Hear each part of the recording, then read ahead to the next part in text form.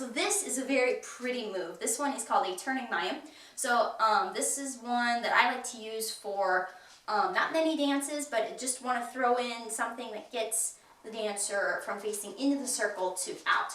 So this is what it looks like. So you start by facing in, and you just do 4 counts. So it's just over, behind, step, just like that.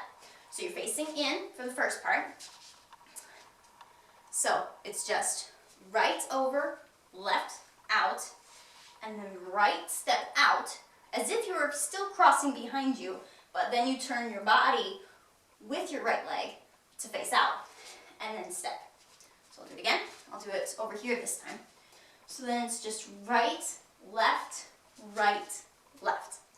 And usually with arms, for that type of move, depends on the song, but usually it's just across with your arms and then up. So right, and then whatever move. Usually it's trichosia or some kind of fluid thing. Okay, this has been the dance tutorial for the Mayim dance move. If you have any questions or comments, please feel free to comment in the comments section below. And if I missed a type of Mayim that you know about and I didn't put into this tutorial, please let me know. Put it in the comments section or send me an email. I'd love to hear from you. So, until next time, go forth and dance.